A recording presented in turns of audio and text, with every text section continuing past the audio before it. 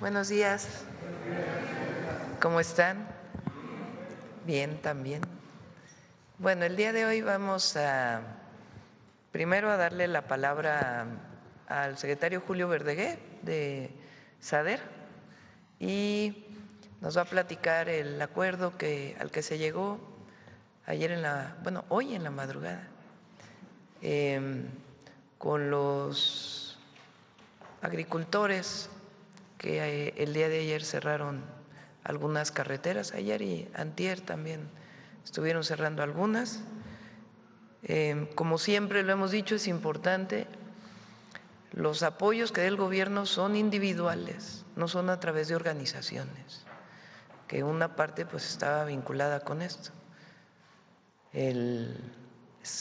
Antes de la transformación, antes de que llegara el presidente López Obrador, había muchas organizaciones en el campo que recibían de manera directa recursos, miles de millones de pesos, que nunca se sabían si llegaban o no directo al productor, y en la organización se quedaba en los liderazgos muchos de los recursos.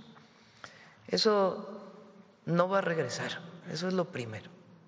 Y lo segundo, en la medida de lo posible, siempre se va a apoyar sobre todo los pequeños productores y también pues lo que representa la soberanía y la autosuficiencia alimentaria, particularmente del maíz. Entonces nos va a platicar Julio Verdeguer, el secretario de SADER, a qué acuerdos se llegaron hoy en la madrugada para que se levantaran ya la mayor parte de los bloqueos que hubo ayer en las carreteras. Eso es lo primero. Y lo segundo, el día de hoy es el Día Internacional de los Cuidados, del sistema de cuidados, ¿es así? De los cuidados. Saben que las mujeres, aunque no debería ser así, somos las que históricamente nos hemos dedicado a los cuidados, cuidado de los hijos, de las hijas, el cuidado del hogar, el cuidado de los enfermos, de los adultos mayores, y muchas veces esto ha evitado que las mujeres, si así lo desean, puedan tener una autonomía económica, es decir, laborar. Entonces, desde hace tiempo, el planteamiento para una mayor autonomía de las mujeres es que el Estado asuma una parte de los cuidados. Por ejemplo, las llamadas guarderías en su momento, pues nos permitieron a muchas mujeres poder salir a trabajar. Mis hijos estuvieron en guarderías del Instituto Mexicano del Seguro Social, o espacios en donde las mujeres puedan de manera colectiva dejar a sus hijos en un lugar y poder estudiar o trabajar. Entonces nosotros, en la medida de lo posible, pues vamos ampliando los cuidados o el sistema de cuidados para poder permitir que las mujeres puedan tener mayor autonomía económica, siempre si así lo desean. Ahora, hay muchos apoyos que ya da el gobierno de México, que son parte de un sistema de cuidados y que estamos incorporando como parte de un sistema o de contabilidad de lo que significa un sistema nacional de cuidados en nuestro país. Entonces, para ello nos va a platicar sobre este tema Citlali Hernández, Rocío García, titular del DIF, y Zoé Robledo, titular del IMSS, para decirnos cómo van avanzando los centros de educación y cuidado infantil del IMSS, que es esta nueva modalidad de cuidado de las infancias. Entonces, primero le damos la palabra a Julio, luego a Citlali, a Rocío y a Zoé, y al cierre de la conferencia, Miguel Elorza con el detector de mentiras. Vamos, Julio. Con su permiso, señora presidenta, buenos días a todas y a todos. Como ya ha señalado la presidenta, anoche alrededor de las 2, esta mañana alrededor de las 2 de la madrugada, logramos un acuerdo con los liderazgos locales de productores de los estados de Jalisco, Guanajuato y Michoacán. En todo este trabajo quiero resaltar, desde hace ya varias semanas ha habido una coordinación muy estrecha con la gobernadora y los gobernadores de los estados mencionados. Adelante. El tema de fondo que tenemos, que impulsa mucho de esta situación, es que hemos tenido un aumento enorme en la disponibilidad de maíz en el mundo. Tenemos un stock récord, casi 1.300 millones de toneladas, y México este año no va a ser la excepción.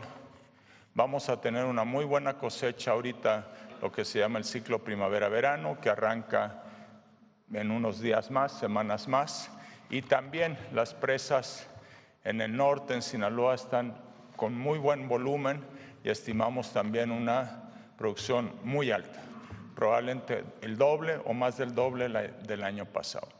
Ese gran volumen de maíz, adelante, presiona a la baja los precios mundiales y de vuelta, México no escapa a esta tendencia.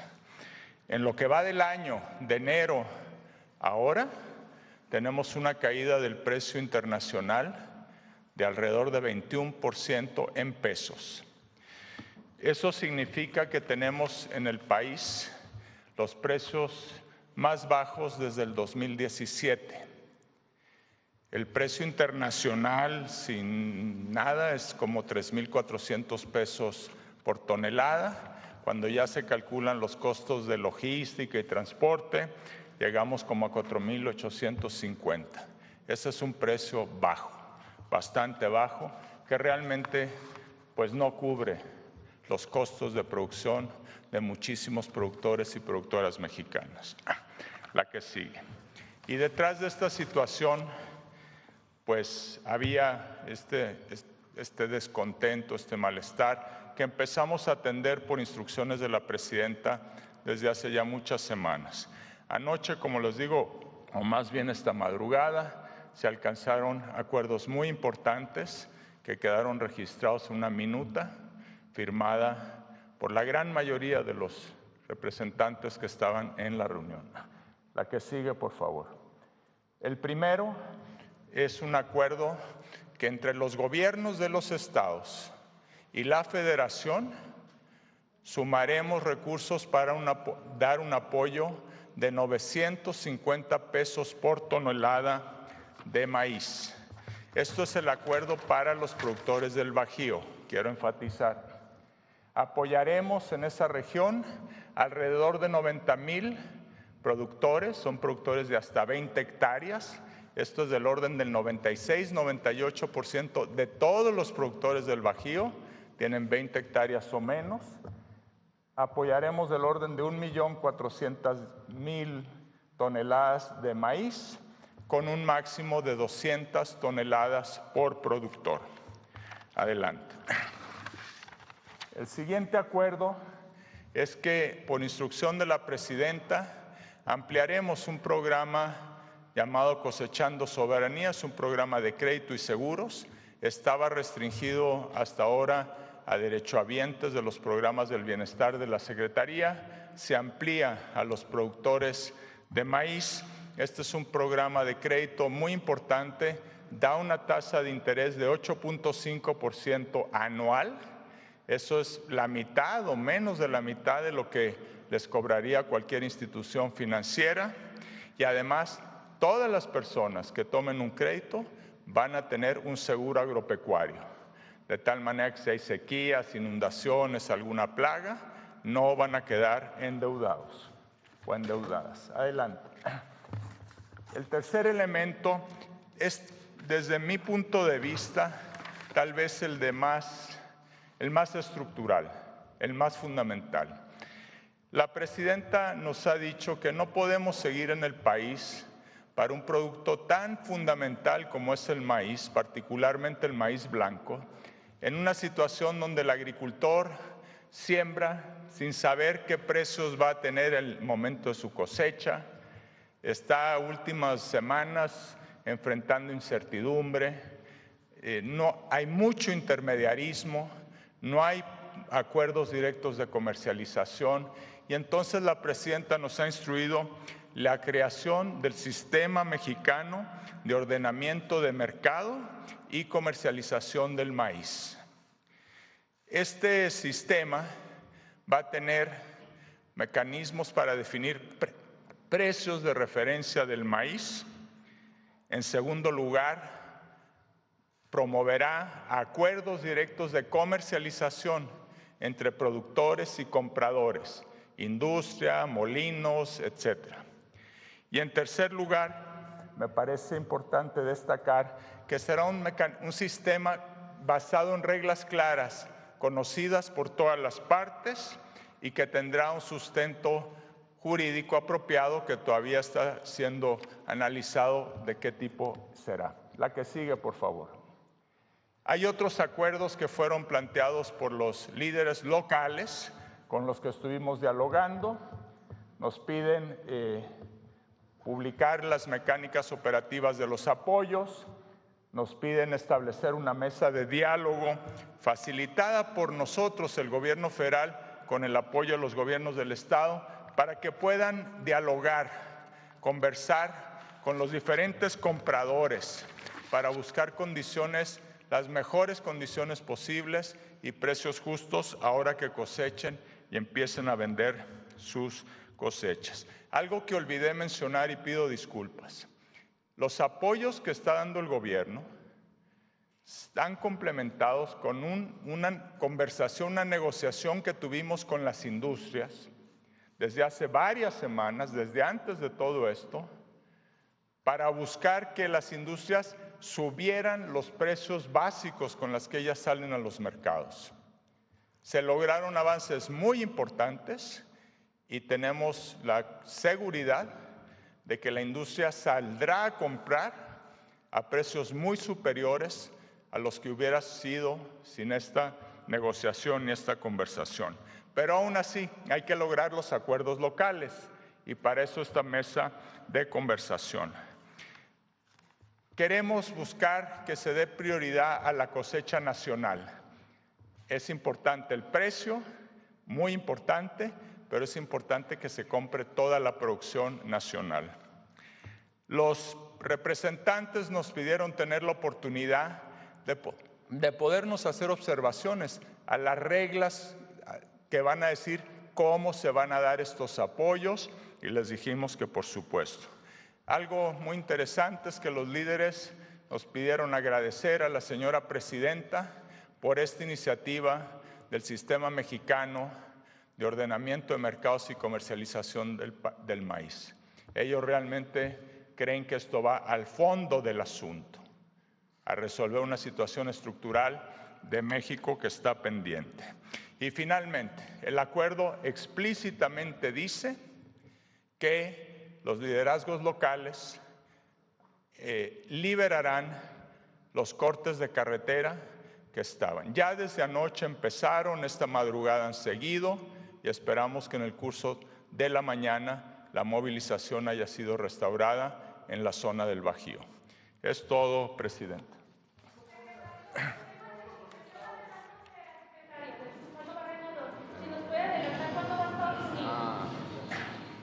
Estuve en Estados Unidos el día viernes, que pasó, y además el día de ayer volví a platicar con la secretaria Brooke Rollins por videoconferencia.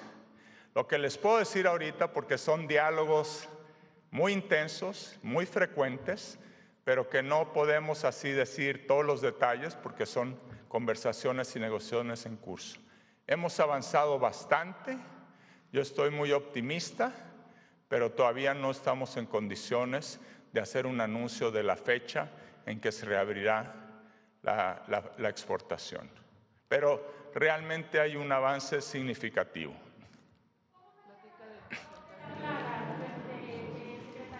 El tema del control de la plaga. ¿Perdón? ¿Cómo va el tema del control de la plaga del gusano barrenador y la planta? Sí, leche? bueno, de la planta le puedo decir que arrancamos en el mes de julio, principios del mes de julio. Ya vamos en 28, íbamos en 28% hace unos 8 o 9 días. Deberemos andar ya cerquita del 30% de avance. Entonces, eso está en pleno proceso, ahí en Metapa, al sur de Tapachula, cerquita. Respecto de la otra pregunta. ¿Cuándo se va? El control. Miren, llevamos 11 meses con esta plaga en el territorio nacional. 99.9% de los casos que hemos tenido los hemos mantenido en los estados del sur-sureste, del Istmo de Tehuantepec hacia el sur, que es donde siempre nos propusimos hacerlo. Erradicarlo, realmente sacarlo del país, lo vamos a poder hacer cuando ya tengamos los 100 millones de moscas adicionales. Les puedo decir también que hemos acordado con nuestros socios estadounidenses, vamos a probar unas plantas modulares, pequeñas, móviles, nunca se han usado en el mundo. Y hemos acordado que las vamos a probar en México, a ver cómo funcionan. Pero eso nos daría, Presidenta, hasta 20 millones de moscas adicionales cada semana. Eso sí nos funciona bien, porque es una innovación, no existe, nunca ha existido en ningún lugar del planeta. Gracias, después le informo. Muchas gracias. ¿Cuánto pone la Federación y cuánto ponen los estados en el acuerdo para el maíz? Mire, son los estados de Jalisco, de Michoacán y Guanajuato, aportan ellos 150 pesos por tonelada. La Federación aporta 800 pesos por tonelada en el apoyo. ¿Cuánto queda el precio de la...? Pues los productores lo que nos dijeron es que no quieren que fijemos un precio porque ellos tienen la expectativa que en estas mesas de conversación que vamos a instalar a partir de ya puedan todavía empujar un poquito el precio. ¿Se fijan? Entonces, si ponemos un precio que lo publicamos y decimos son 100 pesos o lo que sea, dicen ya todo el mundo se va a quedar pegado en eso. Entonces nos dijeron, publiquen el apoyo y ya sabemos que ahora tenemos que buscar el mejor precio posible. Eso fue una solicitud expresa de los liderazgos locales. Muchas gracias. Con su permiso, Presidente. De nuevo, insisto, es apoyo por productor. No pueden ser, ¿cuántas toneladas por productor?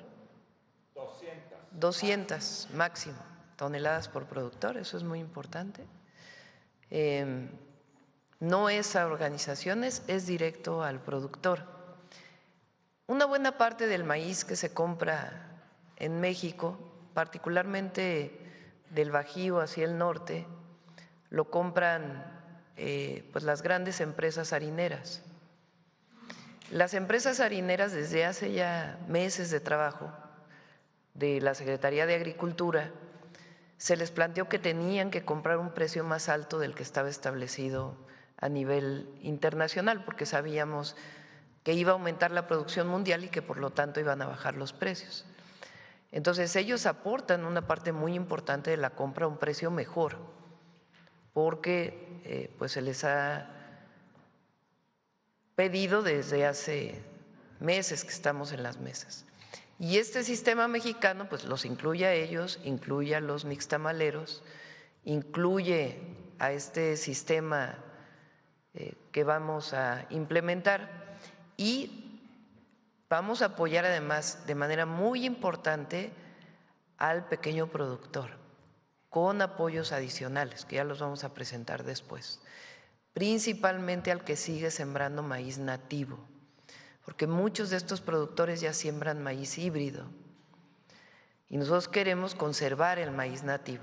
Entonces, además de estos apoyos, va a haber un apoyo adicional el próximo año, que ya lo vamos a presentar aquí en la mañanera, a todos los productores que son principalmente del sur-sureste del país que siguen sembrando maíz nativo y que tiene que ver pues con el sostenimiento de la biodiversidad y la riqueza cultural de México de nuestro maíz.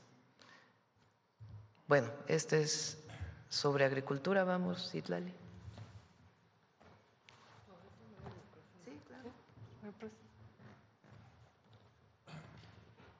Muchas gracias. Buenos días, Presidenta, con su permiso.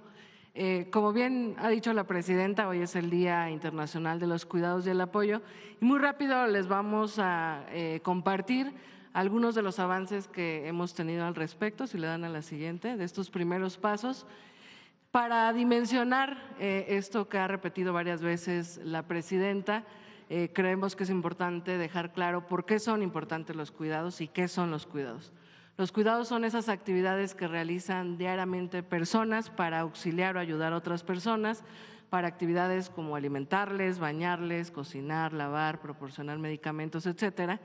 Y como ya sabemos, la mayoría de esta labor de cuidados la realizan las mujeres, según la encuesta nacional para el sistema de cuidados.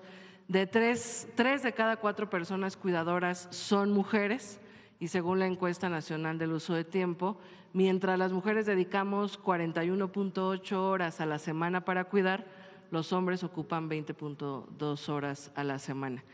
Ya sabemos también, históricamente esta labor ha sido invisibilizada y muchas veces no remunerada. Para que dimensionemos, si toda la labor de cuidados fuera remunerada, representaría 26.3% del PIB. Y bueno, también en las condiciones demográficas del país, cada vez el país ocupará más labor de cuidado porque somos una sociedad que va envejeciendo y que tenemos menos tasa de natalidad. Entonces creemos que por eso es importante hablar de esto. Siguiente. Bueno, con esta construcción de un sistema de cuidados creemos que hay varios beneficios, que en las familias no se sobrecargue la labor de cuidados, que fundamentalmente recae en las mujeres. Con esta construcción de un sistema no tendríamos fragmentados algunos recursos o acciones que hacen los gobiernos y que muchas veces son duplicados o podrían ser mejor orientados. Y bueno, en general, visibilizar los cuidados nos permite incluso visibilizar una labor, como decía, muchas veces no remunerada. Siguiente. La Presidenta tiene en sus compromisos, el compromiso 55, la creación del Sistema Nacional de Cuidados, y en el Plan Nacional de Desarrollo existe también el punto de impulsar una sociedad de cuidados, y con base en esto, este primer año ya dimos los primeros pasos que queremos comentarles. Si le dan a la siguiente, por favor. Bueno, ¿qué hicimos? Instalamos el 30 de enero una mesa de coordinación interinstitucional con todo el Gobierno de México, con 22 instituciones del gobierno. Nos planteamos 4 objetivos. Primero, que todas y todos estuviéramos en un mismo marco de referencia de qué entendemos o hacia dónde vamos cuando hablamos de un sistema progresivo y nacional de cuidados. Articular esfuerzos, caminar en esta ruta de manera coordinada y tener un diagnóstico de dónde estamos dónde estamos partiendo, que además la Presidenta nos instruyó tener para este presupuesto de egresos de la Federación cuantificado cuánto gasta el gobierno o cuánto destina el Gobierno de México a los cuidados, que además la conclusión es muy interesante y por eso, digamos, buscamos 2 insumos: saber dónde estamos, cuánto se gasta, qué existe y obviamente pues ir transversalizando esta perspectiva de cuidados en todo el Gobierno de México. Siguiente. Bueno, estamos coordinando esta mesa la Secretaría de las Mujeres y el DIF y quisiéramos en lo posterior invitar a Hacienda, con quien hemos trabajado muy de la mano. Armamos 4 grupos de trabajo de niñas, niños, adolescentes, personas mayores, personas con discapacidad y personas cuidadoras, y son 22 instituciones las que participan en todo este ejercicio. Siguiente. ¿Qué nos planteamos? Primero, que la visión de construir un sistema nacional y progresivo de cuidados, como la Presidenta nos ha instruido, es que justamente sea progresivo. Pensar en un sistema de cuidados no es algo que se dará en poco tiempo y que sea sostenible. Nos planteamos ubicar todos esos programas, servicios que reducen la labor de cuidados de las personas, sobre todo de las mujeres, programas y servicios que existen para la capacitación o profesionalización de los cuidados, también estos modelos o normatividad que existe, por ejemplo, los CESI son un gran modelo o el gran modelo innovador de los centros de cuidado infantil y, por supuesto, también el cambio cultural, visibilizar esta labor de cuidados. Ubicado, focalizado en dos poblaciones, la población sujeta a cuidados y la población cuidadora. Estamos en la primera fase, que es un diálogo entre las instituciones del gobierno federal y nos planteamos llegar a dos insumos, el anexo transversal, que es el anexo transversal 31 del presupuesto de egresos que nos encargó la presidenta, y el sistema de información de cuidados. Siguiente. Bueno, nos instalamos esta mesa en enero, en agosto ya existe este anexo presupuestal en el presupuesto de egresos 2026 y hoy estaríamos presentando con ustedes este sistema de información de cuidados que más adelante explicaré en qué consiste. Siguiente. Bueno, definimos en estas mesas qué entendemos como un primer acercamiento como cuidado para estar en la misma sintonía. La primera, digamos, concepto que hemos aterrizado es que los cuidados son las actividades cotidianas que realizan las personas de manera remunerada o no para garantizar la supervivencia y el bienestar integral de ellas mismas u otras personas durante todo su ciclo de vida, así como para el sostenimiento de las familias, las comunidades y la sociedad en su conjunto. Siguiente. Y tenemos el anexo transversal, si le dan el siguiente, que me gustaría explicar muy rápido qué son los anexos transversales. Primero son esos anexos que existen en el presupuesto de egresos de la Federación que identifican las acciones que realizan las dependencias del Gobierno de México para lograr ciertos objetivos, que en este caso es todo lo que tiene que ver con cuidados. Nos permiten identificar cuánto dinero del presupuesto se destina para cumplir estos objetivos. Como lo decía, la construcción de un sistema público de cuidados es parte del Plan Nacional de Desarrollo, es un objetivo de este gobierno. Y dejar muy claro, el anexo transversal cuantifica las acciones, los presupuestos, todo lo que se destina para cuidados, pero no es un presupuesto, digamos, extra, que muchas veces tiende a entenderse distinto. Si le dan a la siguiente, este ha sido un trabajo de todas las instituciones, de todos los equipos técnicos. Buscamos en todas las acciones presupuestales, servicios, capacidad instalada, todo lo que el Gobierno de México destina a un presupuesto, ubicamos qué reconoce la importancia de cuidados, qué reduce el tiempo de las familias para una labor de cuidado, qué programa o qué acción o servicio redistribuye los cuidados, qué amplía la cobertura del servicio de cuidado, como la creación de los CESIs, qué reduce las barreras del acceso a los servicios de cuidado y qué garantiza esta pertinencia para cada población objetivo. Y la conclusión es, pues ratifica esto que siempre hemos dicho, que la Cuarta Transformación y la primera presidenta de México se caracteriza por ser un gobierno cuidador. Hoy el Gobierno de México destina 466,675 millones de pesos a cumplir estos objetivos que tienen que ver con los cuidados, que representa el 1.2% del Producto Interno Bruto estimado para el 2026, que representa el 3.97% de lo que está programable en el PEF 2026 y el resultado de un trabajo con 27 instituciones y 47 programas presupuestales. No daré el detalle, Presidenta, en la página estará disponible para la consulta de quien sea. Si le dan al siguiente, solo pondré algunos ejemplos. Por ejemplo, la pensión Mujeres Bienestar reconoce el trabajo de cuidados que históricamente las mujeres hemos realizado. El programa Salud Casa por Casa, el programa de guarderías, desfamiliariza los cuidados, le quita esta carga de los cuidados a las familias y, digamos, en el caso del Salud Casa por Casa, es el gobierno el que está acercándose a las familias para ofrecer estos servicios de salud. Hay acciones que ubicamos en el Gobierno de México que ayudan a concientizar y capacitar en esta necesidad de ubicar que los cuidados no solo son una tarea de las mujeres. Están los CESIs y otras infraestructuras del DIF que amplían la cobertura. En el caso de los adultos mayores, reducen la barrera de los cuidados. Ahí decirlo muy claro, como el 26% de la población de adultos mayores es la que necesita apoyo, es el 26% de este programa el que se cuantifica en el anexo, no todo. Y bueno, programas de capacitación como los que tiene Conocer. Estos son un ejemplo, pero en la página estará disponible el detalle.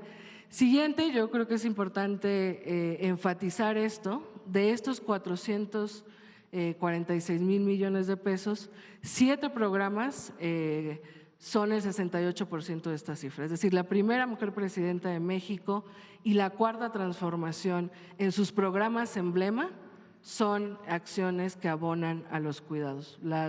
Si ubicamos Salud Casa por Casa, el programa Madres Trabajadoras, la beca Rita Cetina, la pensión Mujeres Bienestar, la creación de los CESIS, la pensión de personas con discapacidad de adultos mayores, sin duda, y con este ejercicio metodológico que prácticamente se ha hecho durante todo el año y que ha sido muy cuidadoso, sin duda la cuarta transformación es un proyecto que abona a los cuidados. Siguiente. Y bueno, luego la creación del sistema de información de cuidados que la compañera Rocío García, titular del DIF, va a explicar. Y si me lo permite, Presidenta, nada más regreso a unas conclusiones. Este sistema va a permitir que toda la ciudadanía hoy pueda ubicar qué servicios públicos de cuidados existen más cerca de su casa. Es la primera etapa que ahorita vamos a explicar y con eso vamos cerrando. Rocío. Aquí.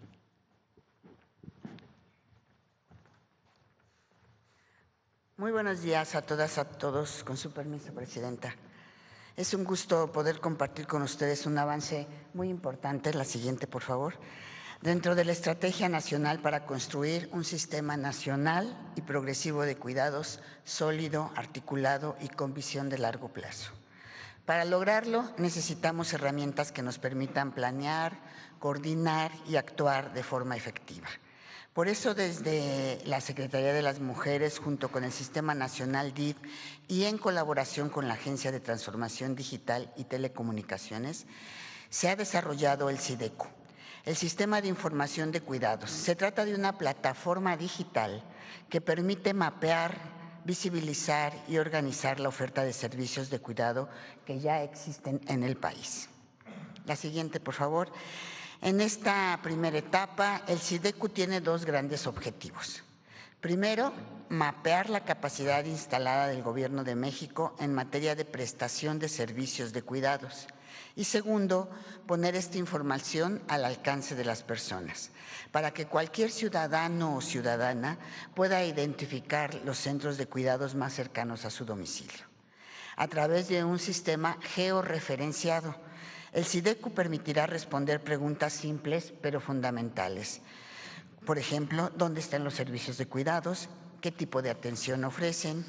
¿Y cuáles son las necesidades específicas de la persona que requiere cuidados? De esta forma avanzamos hacia una política pública que acerca la información a las familias y fortalece la planeación interinstitucional basada en evidencia. La siguiente, por favor. En esta primera fase se han identificado más de 118,000 centros públicos de cuidados, operados por 17 instituciones federales. Estos centros se clasifican en varias categorías. Centros de cuidado infantil, como los de educación inicial y preescolar, centros de atención a personas mayores, como casas de día, residencias o centros de salud especializados, centros de rehabilitación y atención para personas con discapacidad. Estos pueden ser integrales, de educación especial o de capacitación para el trabajo, centros de atención comunitaria, centros de cuidado y alojamiento para niñas, niños y adolescentes, incluyendo aquellos dirigidos a población indígena o sin cuidados familiares. El SIDECU permitirá visibilizar esta red nacional y aprovechar su potencial para construir un sistema integral, intersectorial e intergubernamental. Agradezco mucho el trabajo de todas las instituciones que han aportado información y que se han sumado a este esfuerzo. El éxito de este sistema dependerá de la coordinación y del compromiso de los 3 órdenes de gobierno y de la participación activa de la sociedad. Estamos convencidos de que cuidar no es una tarea individual, sino una responsabilidad compartida, y que contar con información clara, ordenada y accesible es un paso fundamental para garantizar este derecho. Muchas gracias a todas. Gracias, Presidenta. Bueno, finalmente, sí. Finalmente, decirles cuáles son los siguientes pasos y rápido les presentamos el sistema. Los siguientes pasos es que esta mesa interinstitucional pues sigamos estableciendo mecanismos de coordinación.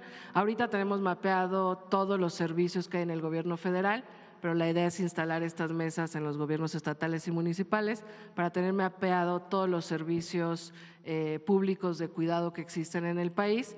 Seguir pues diseñando el fomento a una transformación cultural en la que ubiquemos esta labor de los cuidados y que no solo debería de recaer en las mujeres, y desarrollar mecanismos de seguimiento para todo lo que ubicamos en el anexo transversal, seguir trabajando de manera coordinada como Gobierno de México para ir dándole esta perspectiva sistémica de los cuidados. Y las siguientes fases, si le dan a la siguiente, del sistema de información de cuidados, ahorita estamos en esta primera, que es hoy estará disponible para consulta de toda la población una plataforma pública para poder ubicar esta oferta de cuidados. Esta plataforma va a ser una herramienta de planeación para todo el gobierno que nos permita ubicar dónde existen más servicios, dónde menos, etcétera. Y la idea es que en la tercera fase este sistema sea todavía mucho más, con más información para la ciudadanía, y todo va pues en sintonía con las estrategias de simplificación de los trámites que la Presidenta ha instruido a la Agencia Digital y la unificación del sistema de salud. La Agencia Digital nos ha ayudado mucho para esto y retomamos esta frase que Pepe Merino ha replicado muchas veces, de que la tecnología no por sí misma es importante, sino en tanto se habilita para los derechos.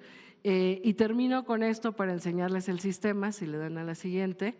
En la página de mujeres del Gobierno de México está disponible para consulta el anexo 31 en sus detalles, este marco de referencia que hemos concluido algunas cosas de estas mesas, y si le dan clic al sistema de información de cuidados, ahí podrán encontrar estas 118,000 servicios que ya tenemos. Faltan 10 instituciones del Gobierno de México que nos están pasando su información, y aquí el ciudadano podrá pues ubicar el servicio de cuidado más cercano que tiene a su domicilio.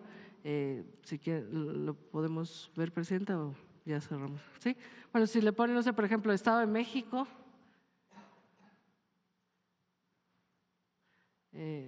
Chalco,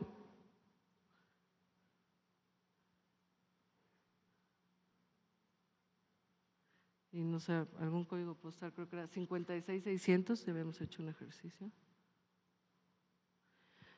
Y luego aquí aparece ¿a quién cuidas? Bueno, ahí aparecen todos los servicios de cuidado que hay en esta zona, de todas las instituciones del gobierno federal. Aquí, si le aprietan aquí, ¿a quién cuidas?, salen las distintas poblaciones, puede ser un lactante de 43 días a 18 meses o un niño.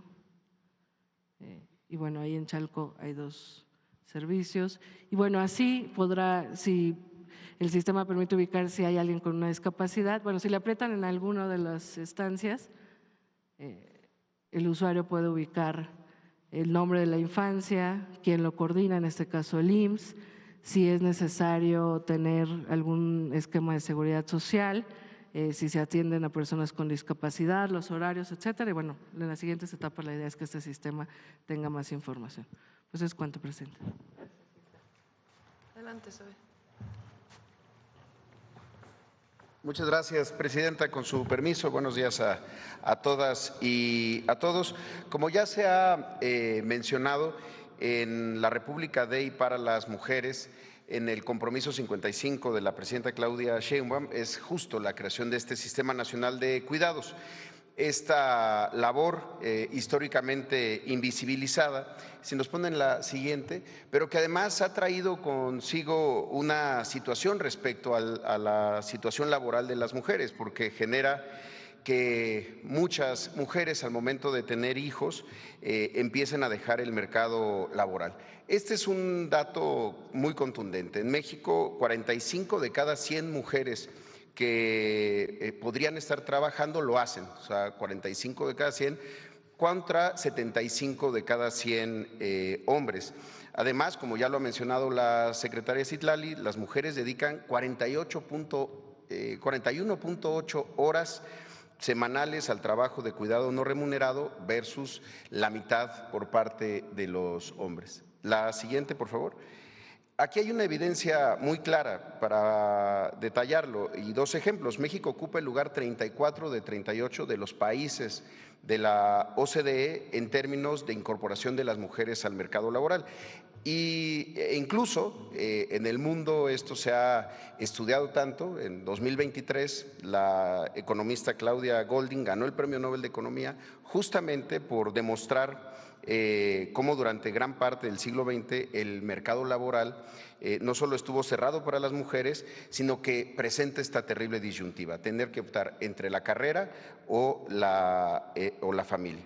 Por eso es tan importante contar con este sistema de cuidados que cuida a las niñas y a los niños, sobre todo en los primeros 1000 días, desde el nacimiento, desde los 43 días hasta cumplir 4 años de edad.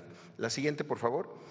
Durante muchos años el seguro de guarderías del IMSS fue perdiendo participación pública, es decir, se empezó desde los años 80 a privatizar. Hoy el servicio no solamente es insuficiente, sino que depende en 90% de la prestación indirecta del servicio. Por eso el planteamiento es un nuevo modelo y pasar de las guarderías a los CESIs, los Centros de Educación y Cuidado Infantil. Un modelo de prestación directa, es decir, el IMSS construye y opera sus propias guarderías y con un nuevo modelo pedagógico que lo estuvimos trabajando y que ya está normado al interior del IMSS. Un modelo en donde las niñas y los niños son el centro de todas las acciones, con espacios seguros y confiables para brindar tranquilidad a madres y a padres, cuidadoras y cuidadores comprometidos y profesionalizados, es decir, una comunidad de cuidados en donde todos y todas quienes trabajen ahí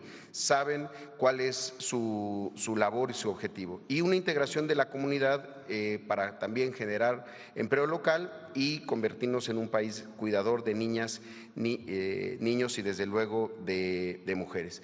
Uno de los elementos que ya concluimos en esta etapa, en la siguiente, es el nuevo modelo constructivo, diseñado en colaboración con la Agencia de Arquitectura y Diseño de la Secretaría de Infraestructura, Comunicaciones y Transportes.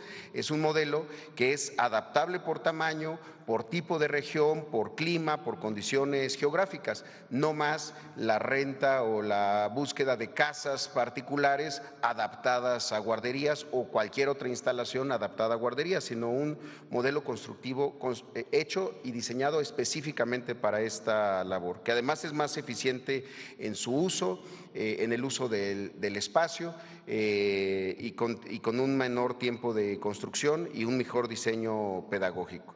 ¿Cuál es la meta en la siguiente?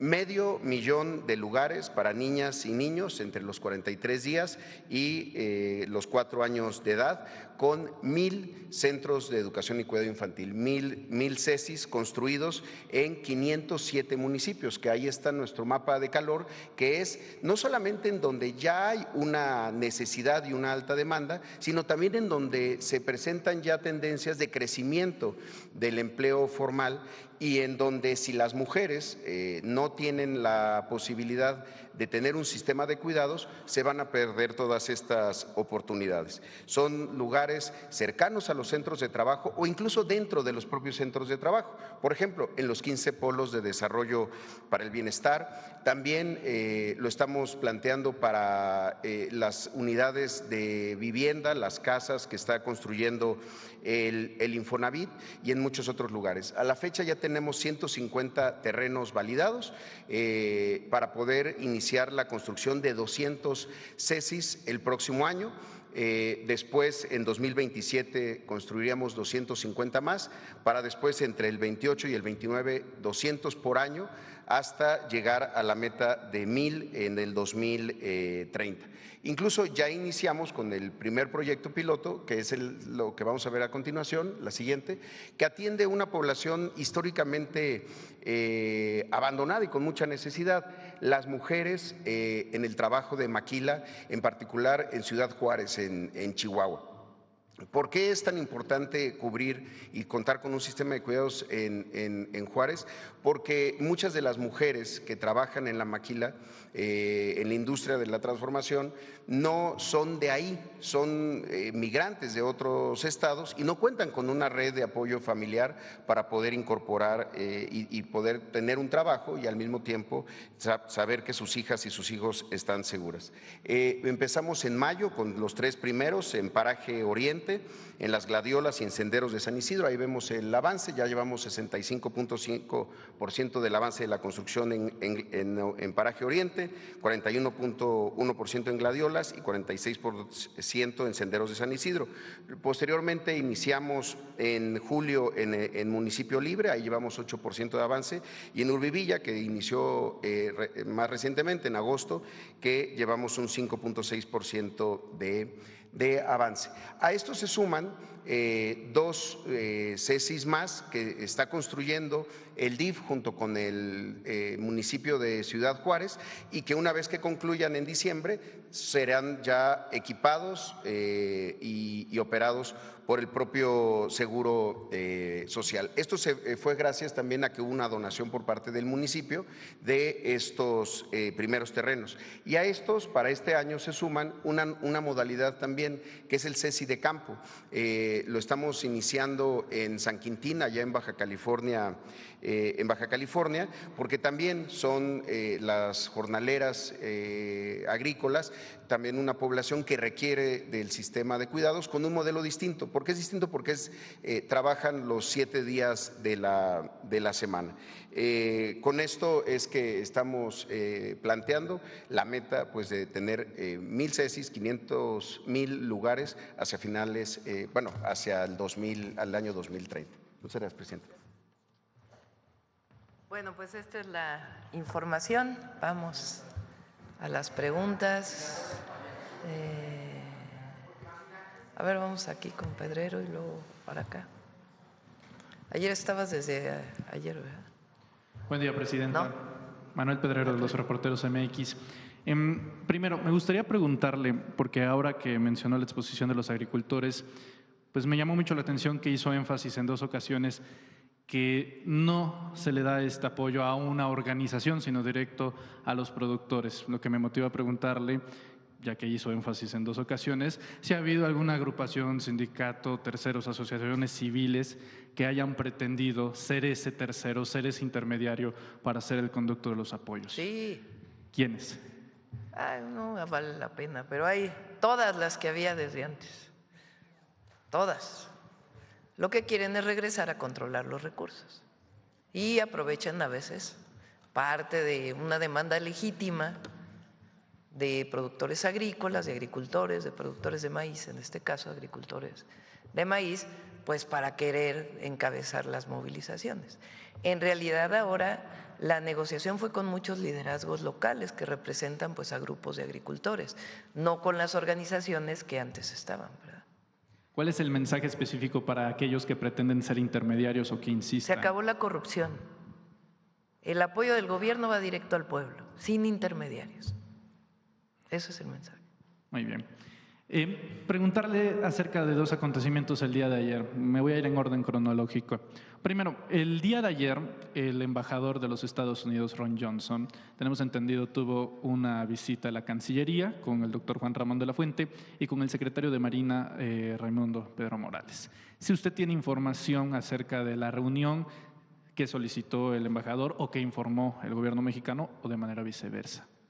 Recuerden que ayer hubo una intervención de Estados Unidos para una lancha que llevaba presuntamente droga en las aguas internacionales. Ya, a ver cuántas millas náuticas o kilómetros había de la embarcación, pero en las aguas internacionales. Pero ya en lo que tiene que ver con la ubicación de nuestro país. Es decir, había habido más al sur y ahora pues fue en la ubicación en latitud y longitud de nuestro país. Aguas internacionales.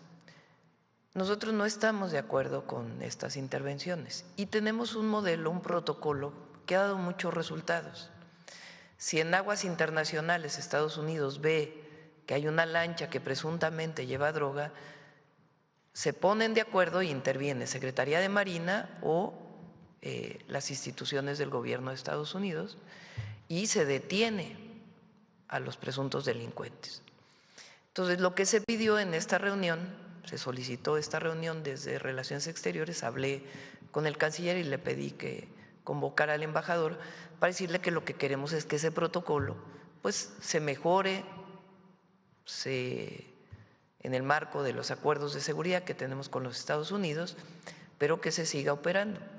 Primero, por razones en donde no queremos que nunca haya violación a nuestra soberanía, ni tampoco que haya este tipo de operaciones en la zona económica, precisamente porque se está actuando. Y segundo, porque pudiera haber un mexicano, más allá de que sea delincuente o no, o presunto delincuente, en una de estas embarcaciones. Entonces, estuvo de acuerdo en principio el embajador, tiene obviamente que llevarlo a las distintas instancias del gobierno de los Estados Unidos, pero en principio estuvo de acuerdo en que se promueva, que se siga un protocolo como el que se venía utilizando previamente. Esa es la reunión con Estados Unidos.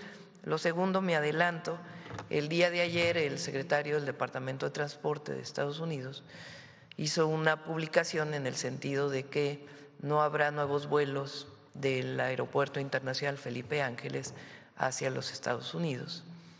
Y el argumento que plantea son dos, que ya venían de antes y que se han contestado con toda prontitud.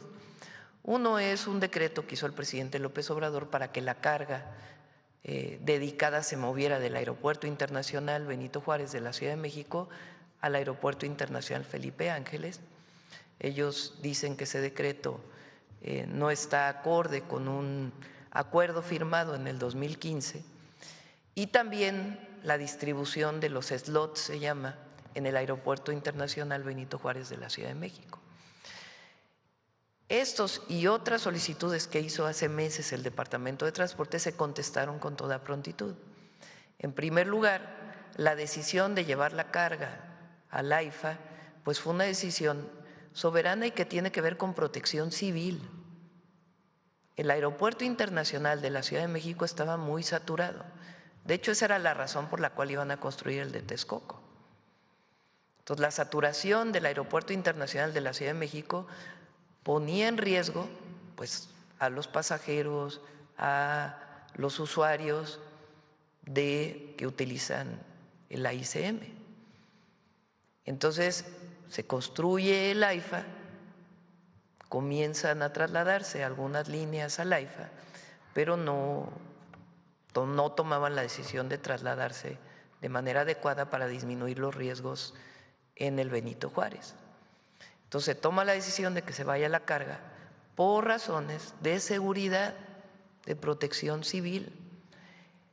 Ahora, todas las empresas que se fueron al AIFA están felices de carga dedicada. Tienen más espacio, hay más seguridad a la salida de los contenedores, es decir, no hay un solo reclamo de ninguna empresa. Había un pequeño reclamo que tenía que ver con aduanas de una empresa y se está atendiendo para que puedan tener adecuadamente todo su acceso a las aduanas. Es decir, la manera en que se está operando en este momento, todas las empresas, incluidas las estadounidenses, están muy contentas con la carga dedicada en el AIFA. Entonces, no estamos de acuerdo con esta decisión del Departamento de Transporte. Ayer le pedí al canciller que se comunicara con el Departamento de Estado, con el secretario Marco Rubio, para pedirle una reunión en Estados Unidos en donde participe el secretario de Transporte, pues para revisar si tienen fundamento, que desde nuestra perspectiva no tienen ninguno, estas acciones que están tomando de manera unilateral. No vaya a ser pues que haya un interés de otro tipo, ¿verdad? ¿Cuál? Pues puede ser un interés político, puede ser un interés de apoyar a algunas empresas frente a otras, incluso estadounidenses. Por eso digo, no vaya a ser que haya una situación de este tipo. Le pedí también ayer a Andrea Marván, que es de la nueva Comisión Nacional Antimonopolio, lo que en su momento fue la CONDUCEF, que sí podía hacer un análisis de esto para que soportara pues los argumentos de que supuestamente se está violentando la competencia de las empresas estadounidenses en nuestro país. Entonces, que la hoy llamada CNA pues haga un análisis de si realmente se está afectando la competencia de las aerolíneas, que de nuestra perspectiva pues no hay ninguna afectación a las aerolíneas. Y lo decimos además con toda certeza, México no es piñata de nadie. México se le respeta. Y hasta ahora hemos logrado un respeto muy grande de distintas instituciones del gobierno de los Estados Unidos, incluida la máxima institución que es la presidencia de los Estados Unidos. El presidente Trump y nosotros pues hemos logrado un buen entendimiento. La última llamada que tuvimos el sábado fue muy buena. Ayer él afirmó lo que yo ya había comentado, de que en efecto no se van a poner los aranceles que se habían dicho para el 1 de noviembre y que seguimos trabajando de manera coordinada. Entonces, sí hemos logrado trabajar de manera coordinada en todos los temas, incluso agricultura, que ha sido tan difícil por el cierre de la frontera, nunca se han cerrado las conversaciones, al contrario. Inclusive hoy hay muchos productores de carne en Estados Unidos que quieren que se abra la frontera porque ha aumentado el precio de la carne en los Estados Unidos. Y la Secretaría de Agricultura ha estado en contacto permanente con el secretario Verdeguer. Entonces, lo que queremos es respeto y que en todo caso se analice conjuntamente si es que lo que ellos dicen tiene algún fundamento, que es que se está violentando la competencia, que desde nuestra perspectiva no es ninguna. El AIFA está funcionando bien y no hay razón para que se limiten los vuelos hacia los Estados Unidos. Este viernes me reúno con las 3 aerolíneas mexicanas, con Aeroméxico, Viva y Volaris, para conocer también su punto de vista, y esperamos pues que la próxima semana, hoy la mayor parte de el secretario de Estado o del Departamento de Estado, de Comercio, están junto con el presidente Trump en Asia. Entendemos que regresan la próxima semana y estamos buscando una reunión para poder, como siempre lo hemos hecho a través del diálogo y el entendimiento, pues evitar que prosigan estas sanciones que desde nuestro punto de vista no tienen fundamento. Gracias, Presidenta.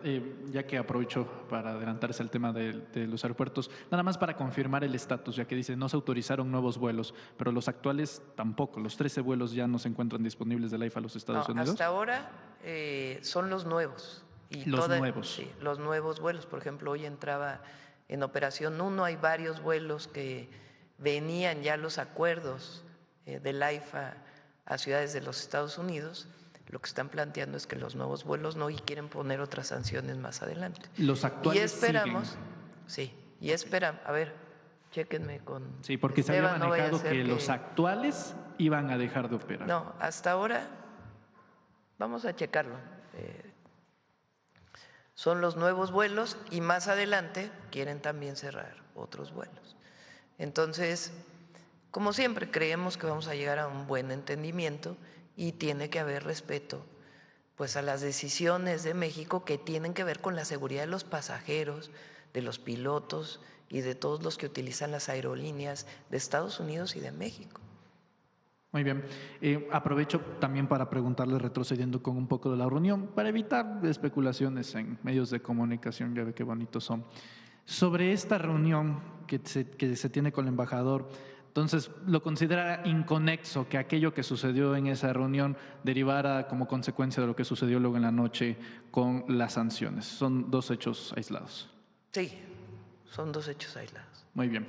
Sobre el tema del rescate, de momento Estados Unidos pues ha asesinado a 57 latinoamericanos que se encuentran en estas lanchas. En caso de presentarse una situación, de nuevo, como la que aconteció hace unos días, donde el gobierno mexicano interviene para salvar la vida de un ser humano, si se vuelve a dar esas condiciones, ¿México volverá a intervenir? Es un asunto humanitario y además parte del derecho internacional en la mar. Muy bien.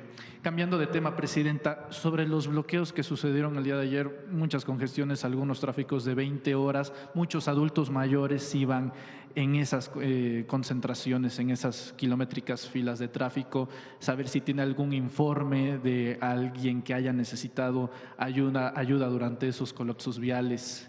Pues siempre un cierre de una carretera pues genera problemas.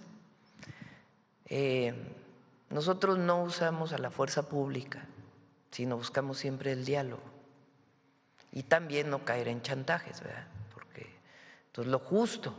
Entonces tienen razón, hay una demanda legítima de los agricultores de que el precio del maíz está muy bajo a nivel internacional.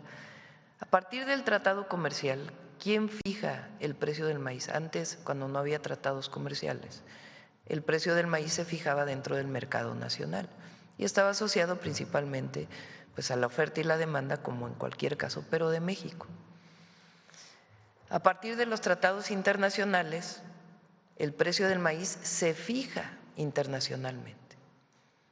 Nosotros creemos que incluso en ese caso debería haber una diferencia entre el maíz que se llama blanco y el maíz amarillo, porque el maíz amarillo tiene características incluso de la siembra y productividad muy distintas al maíz blanco. Pero en este momento en la bolsa de Chicago, el maíz amarillo y el blanco tienen el mismo precio. En el momento del inicio de la guerra en Ucrania, como Ucrania y Rusia son de los principales productores de granos en el mundo, disminuye la comercialización de maíz, de trigo, de otros granos y los precios se suben muchísimo. Llegaron a estar en 7,000, 7,500 pesos la tonelada. Fue un momento, digamos, muy bueno para los agricultores en México por un asunto externo. Ahora lo que está pasando es que es al revés. Hay muchísima producción, particularmente de maíz en el mundo, muchísima. Entre otras cosas porque ha llovido no solamente en México, sino en muchos otros lugares del mundo. Las condiciones climatológicas pues han hecho que haya mucha producción. Entonces, a nivel internacional, el precio del maíz hoy está en 3,300. Imagínense ustedes, de 7,200 en 2022 a 3,300. Entonces, a los agricultores pues no les sale ni el precio de producción. Es muy bajo. Entonces, aquí en apuesta ya, digamos, en el mercado sale como en 4,200. Y aún así pues no les está saliendo. Entonces, ¿qué fue lo que hicimos? A una demanda de ellos que dicen, a ver, no nos sale, ¿cómo vamos a recibir 4,200 por tonelada si ni siquiera nos da para garantizar nuestros costos de producción? Dijimos, a ver, primero las principales empresas compradoras del grano, vamos a hacer acuerdos entre el productor y la empresa para que no haya intermediarios, que son los que muchas veces se quedan con una buena parte de los recursos. Se vende a menos de 4,200, lo compran los intermediarios y lo venden a más. Y el intermediario es el que se queda con el recurso. Muchas veces vinculado con los grandes monopolios, que son Minsa, Maseca, Cargill, principalmente. Entonces, a ellos lo que les dijimos es, tienen que comprar a más. Ustedes tienen que hacer un esfuerzo muy importante, incluso por encima de los 5,000 pesos para comprarlo, que nos pidieron que no diéramos el precio exacto porque pues incluso se está queriendo lograr más, pero que haya un precio adecuado o mejor de aquellos principales compradores. Aparte lo compran nixtamaleros, ¿no? El maíz para la producción de tortilla. Entonces, una parte la dan estas grandes empresas en esta relación productor-comercializador. Y otra parte, pues estamos haciendo un esfuerzo extraordinario nosotros para aportar hasta cierto nivel de producción, 200 toneladas por productor, pues un monto que les permita sobrellevar pues su siembra del próximo año a un precio mejor.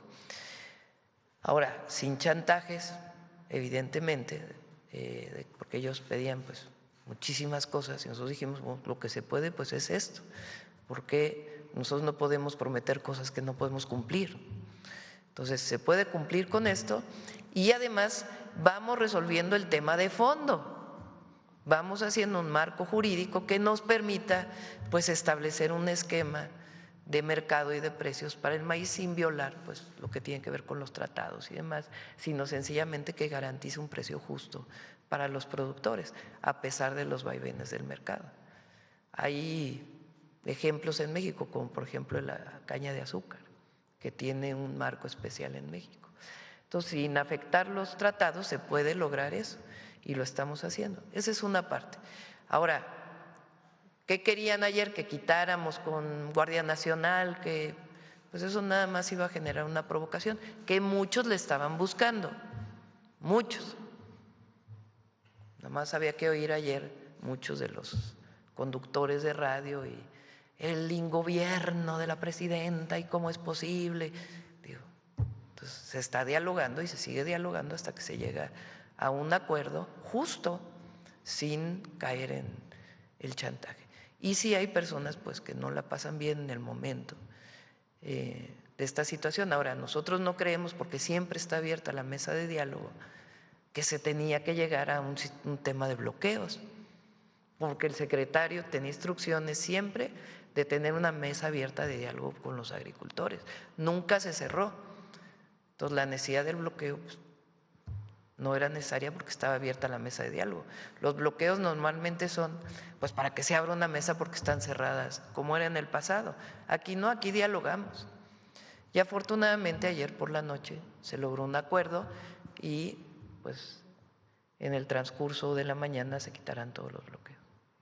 Muy bien. Para finalizar, Presidenta, paréntesis, no me pongo de pie para no obstruir el tiro de los compañeros camarógrafos.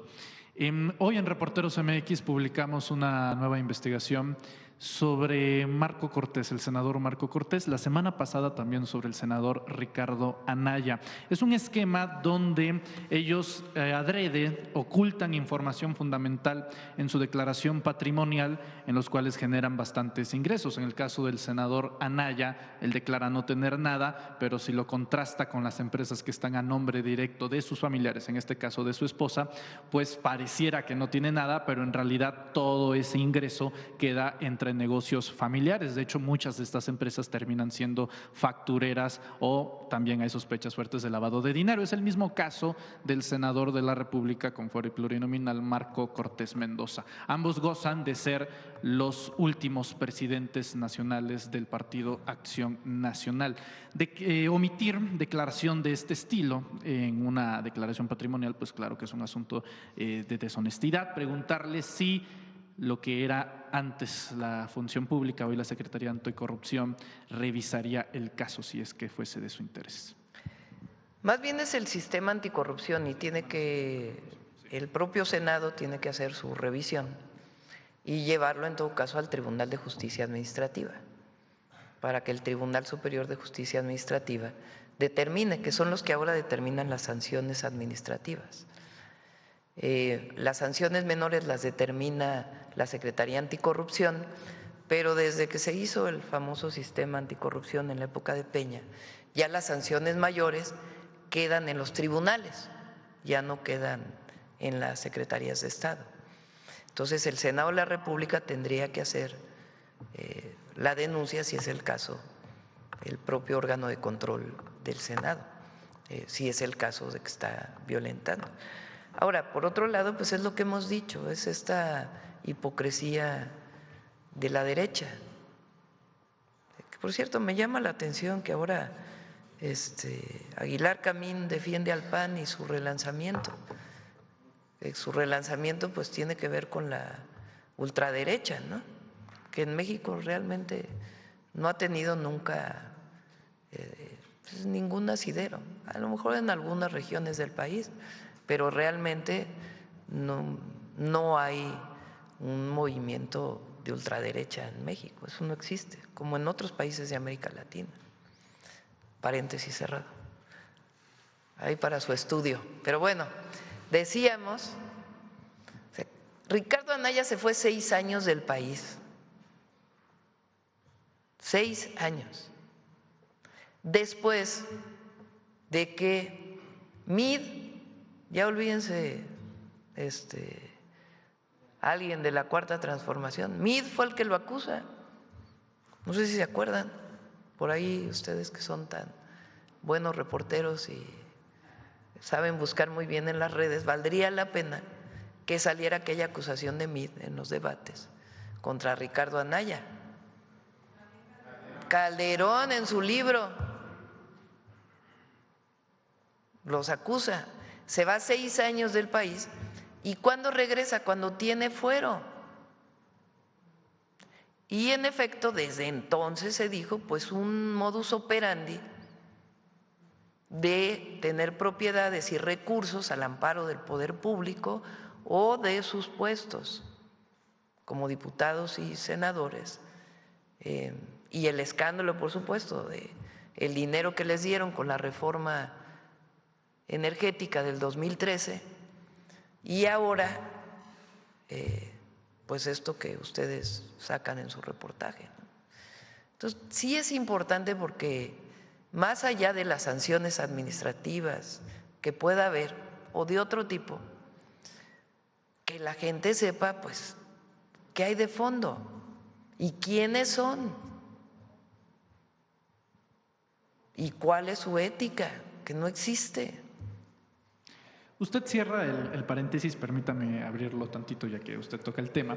Ya tiene otros apapachos allá. Sí, sí, sí. ¿Le merece alguna opinión este lema, que no es cualquier cosa, lo de patria, familia y libertad, que es original en realidad de la Italia fascista de Benito Mussolini? De esas ironías de la vida, el padre de Mussolini era admirador de Benito Juárez en el modo liberal y los panistas en 1939, concretamente el 16 de septiembre, 16 días después de que Hitler inicia la Segunda Guerra Mundial en Polonia, deciden fundar el partido como protesta a la expropiación petrolera del general Lázaro Cárdenas y tiene como referentes internacionales justamente a Mussolini y a Hitler. Preguntarle sobre este lema que lo quieren, digamos, revitalizar, pero que viene de ese origen de la Italia fascista. Tiene ese origen de ultraderecha fascista, ese lema.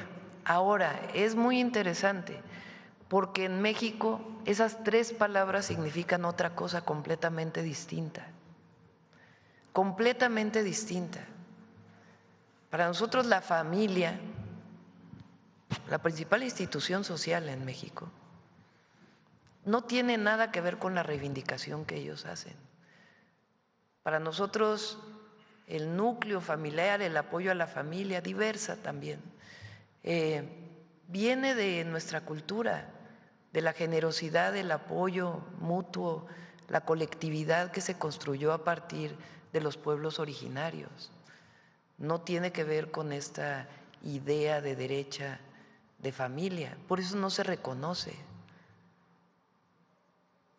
Libertad. ¿Quién ha defendido las libertades en México? Los movimientos de transformación, los movimientos sociales. ¿Cuándo no había libertades en México? Pues en todo el periodo del autoritarismo del PRI y también en los periodos del panismo. Por eso es el prianismo. Quien luchó históricamente por las libertades en México fueron los movimientos sociales vinculados al movimiento progresista que representamos y de transformación del país. Entonces, ¿libertad de qué? Ahora ellos hablan de libertad contra los gobiernos totalitarios. ¿Cuáles gobiernos totalitarios y autoritarios? Porque por más mote que nos quieran poner a nosotros de gobierno autoritario, se cae solito, porque no podrían estar ellos hablando si hubiera un gobierno autoritario totalitario, si hubiera un gobierno que no promoviera la libertad de expresión, de reunión, de manifestación. Entonces, la libertad en México tiene otro origen, su demanda, su construcción, tiene que ver con los grandes movimientos de transformación y sociales. Y el otro, el concepto de patria. En México el concepto de patria viene de las transformaciones profundas de nuestro país. El movimiento de independencia, que fue un movimiento de independencia y justicia, no nos cansamos de decirlo. No todos los movimientos de independencia en América tuvieron las dos consignas. Incluso el de democracia, si lo llevamos al concepto integral, la independencia tenía, en el sentido de principios del siglo XIX, pero tenía la soberanía, y si no hay que leer los sentimientos de la nación y la Constitución de Apatzingán, porque desde ahí viene el artículo 39 constitucional, el concepto de justicia, porque desde los primeros momentos Hidalgo dio el grito para la abolición de la esclavitud, y los sentimientos de la nación tienen un profundo significado de justicia y de democracia, porque llega Iturbide, se pone la corona y le dicen: perdóname, no luchamos tantos años para llegar a que se ponga un emperador, y se hace la Constitución de 1824 y llega el primer presidente de México, Guadalupe Victoria. Ahí está el sentido de patria, de soberanía, de justicia, de democracia y de libertades. Con Juárez, la Reforma. No hubiera habido democracia en México profunda si no hubiera habido reforma. ¿Por qué? Porque la Iglesia controlaba una buena parte, no solamente de las propiedades, sino de las decisiones en México. Y al haber la reforma de separación de la Iglesia del Estado, pues es el nacimiento de la democracia en México, pero también de las libertades. Lo que hoy llamamos derechos humanos en la Constitución, que se llamaban garantías individuales, viene de ahí. Momento de hacer un corte. Continuamos en 11 Noticias, regresamos nuestras cámaras hasta Palacio Nacional. Una política y democrática de las grandes transformaciones de nuestro país. Entonces, su concepto de el PAN, que viene en efecto de la derecha fascista de Italia, ¿qué tiene que ver con México? Nada. Por eso no tienen futuro. Como diría Juárez, están moralmente derrotados.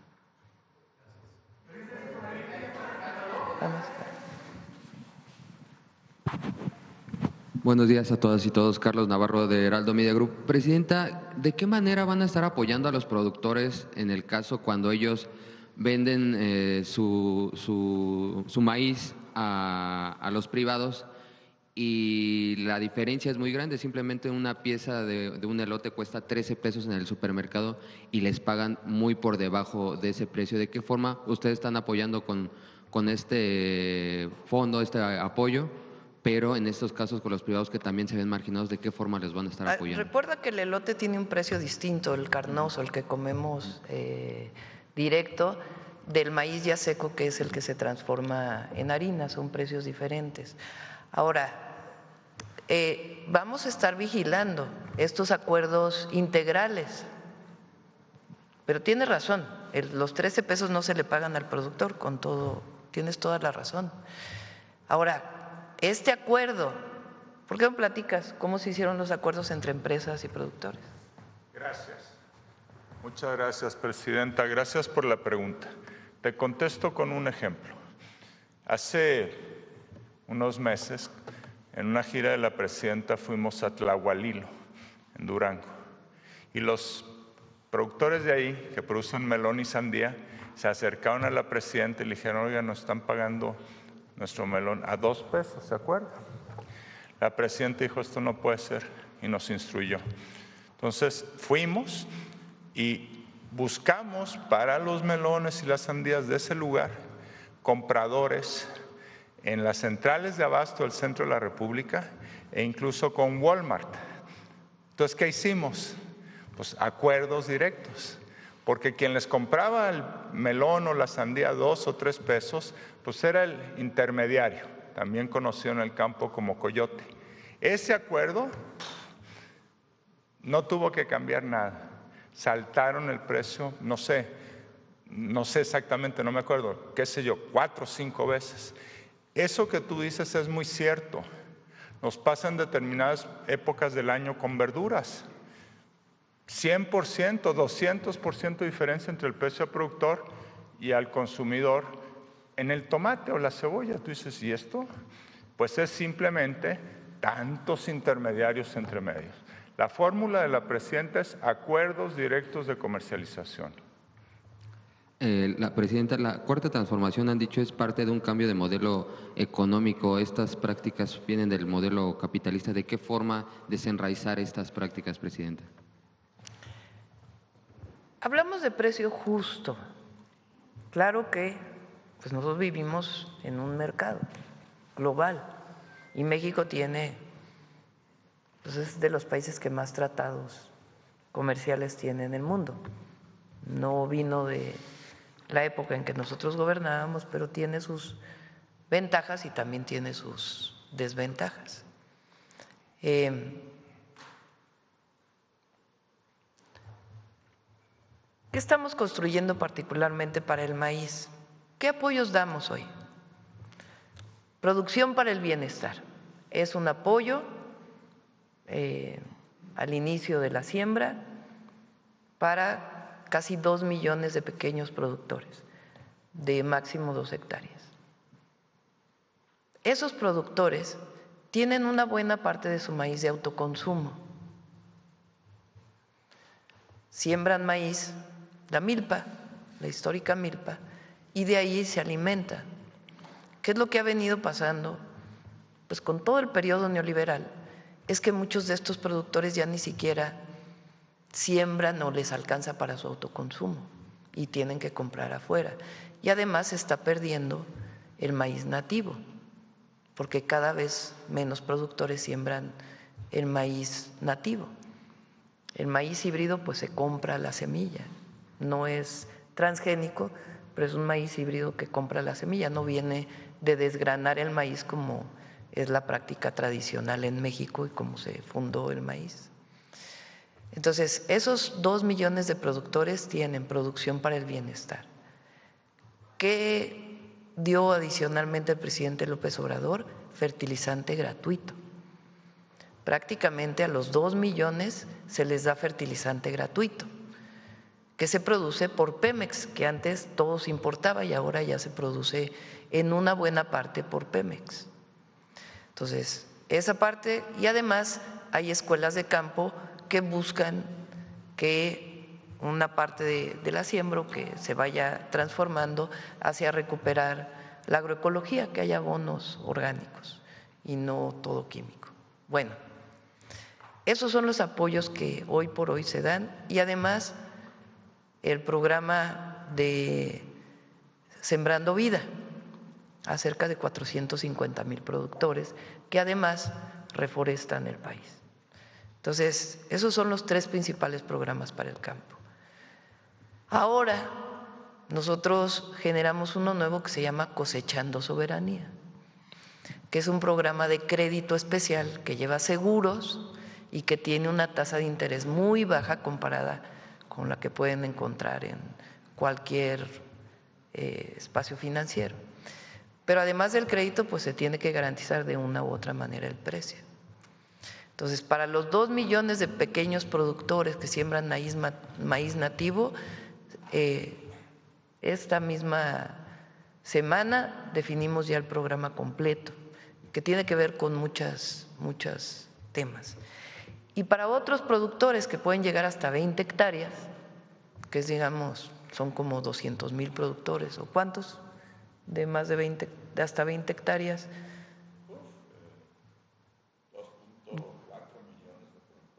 No, pero no, sin quitándole los de 1 a 2 hectáreas. Bueno, son como 500,000 productores de hasta 20 hectáreas y después vienen los demás hectáreas que ahí ya no se apoya.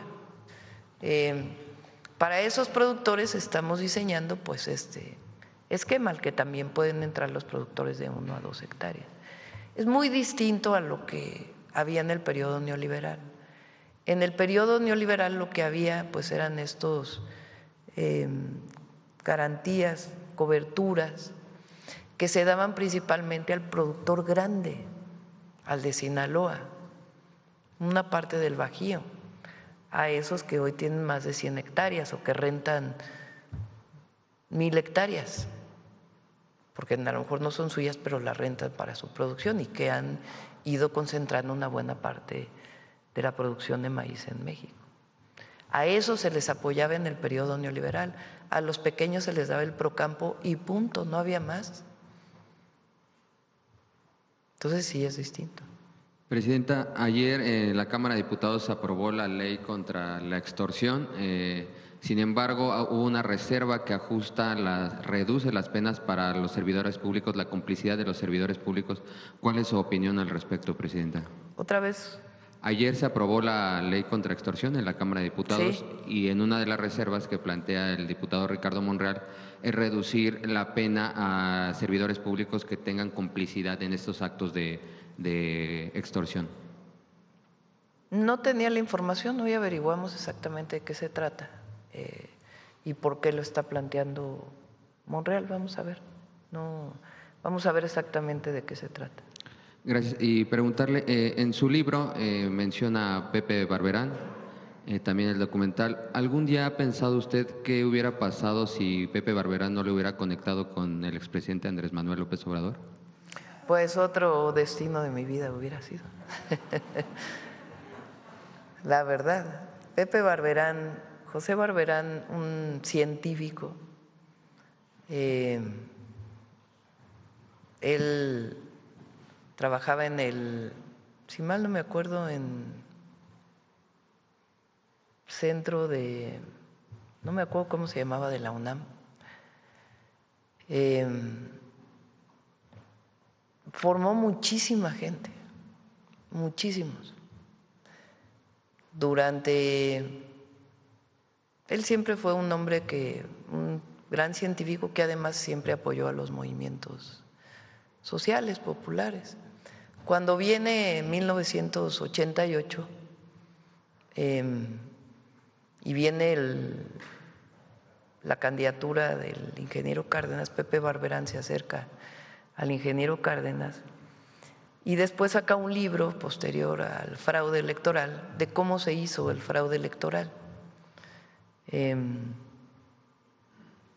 esa época formó a muchísima gente, jóvenes, especialistas en bases de datos, y que muchos de ellos se especializaron en bases de datos electorales, muchísimos. Quien le decimos el bicho, Emiliano, que hoy trabaja ahí en la Agencia de Transformación Digital, que trabajó muchísimos años con el presidente López Obrador, fue formado por Pepe Barberán también. Muchísimos jóvenes.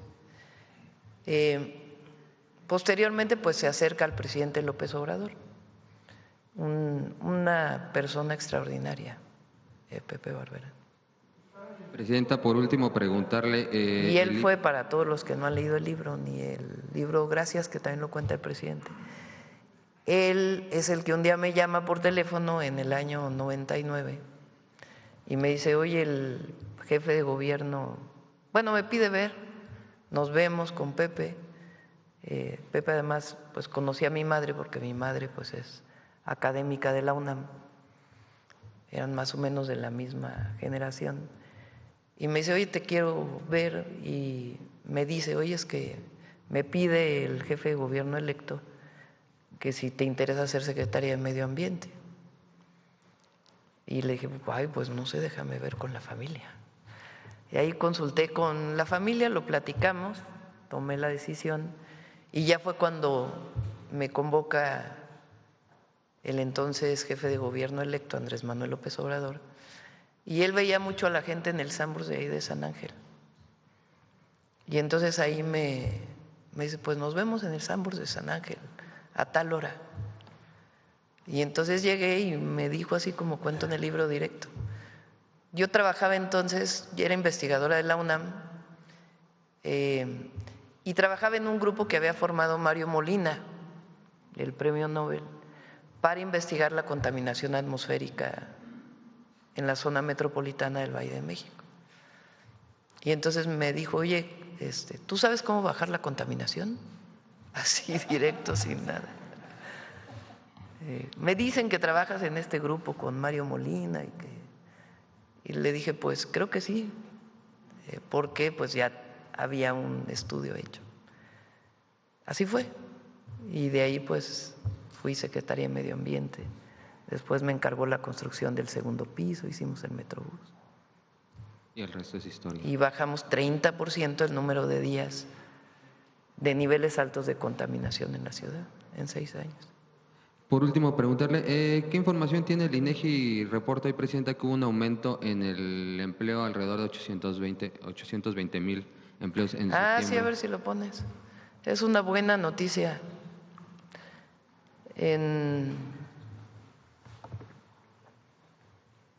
Es la encuesta nacional de ocupación y empleo, incluye los datos de empleo del IMSS, digamos del empleo que se llama formal y el de la economía llamada informal, y son 820,149, y es el de los septiembres más altos, ¿no, Zoe? Si no es que el septiembre más alto de la historia en empleo. Hablan porque el tercer trimestre tuvimos algunos problemas y ahora pues se recuperó de manera muy importante. Muchas gracias, buen día a todas y todos. Sí, funciona por el bien de todos, sí da resultados, por el bien de todos, primero los pobres. Bueno, vamos aquí ya, yo creo que cerramos, porque ahora sí me fui. Hola, Presidenta, gracias. Muy buenos días. Gaspar Vela, de Grupo Milenio. Regresando al ataque de las Fuerzas Armadas de Estados Unidos en el Océano Pacífico, preguntarle si finalmente la Secretaría de Marina logró rescatar a este sobreviviente. En la mañana no me informaron. No logró rescatar. ¿El Gobierno de México tiene conocimiento de qué nacionalidades eran los abatidos y este sobreviviente? Estamos preguntando al Gobierno de Estados Unidos. Recuerden que son aguas internacionales. Y en caso de que se rescate, ¿qué procedería? ¿Se entregaría al Gobierno de Estados Unidos este sobreviviente, Presidenta? Pues habría que ver en el marco de nuestra legislación y de las leyes internacionales. Ok, en otra pregunta, Presidenta, hace unos días se dio a conocer que los presidentes de Estados Unidos y China habían llegado a un acuerdo previo en materia arancelaria. Ellos tienen una reunión el día de mañana en la cumbre de la PEC allá en Corea del Sur. ¿Qué repercusión, qué impacto tendría este posible acuerdo comercial para México, Presidenta? Pues es muy bueno para el mundo y para México que se llegue a un acuerdo. Siempre la incertidumbre pues evita que haya inversiones, porque hablan de muchas incertidumbres, pero la principal pues es este nuevo esquema de entendimiento internacional que llegó con el presidente de los Estados Unidos. Entonces lo que queremos, o bueno, no este nuevo esquema de aranceles que puso Estados Unidos, vamos a ponerlo así, más que de entendimiento internacional, que está logrando pues algunos acuerdos con distintos países. Y sí creo que sería muy bueno un acuerdo entre China y Estados Unidos, ayuda mucho.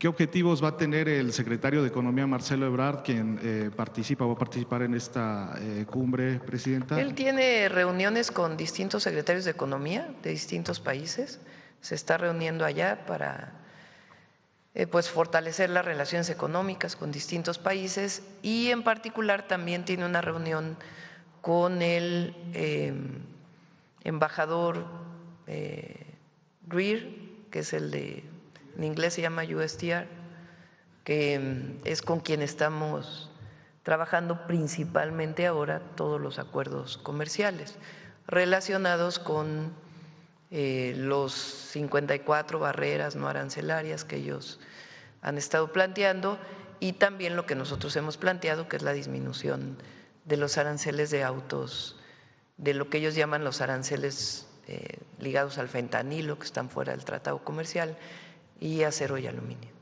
Ok, finalmente, Presidenta, hace unos días el dirigente nacional del PAN, Jorge Romero, señaló en Café Milenio que de cara al 2027, a las elecciones de 2027, ese partido se va a volcar a las calles. Textualmente dijo que el PAN tiene que tener más barrio, que tiene que sudar, se tienen que broncear en la calle y tocar puertas. Preguntarle si tiene algún comentario.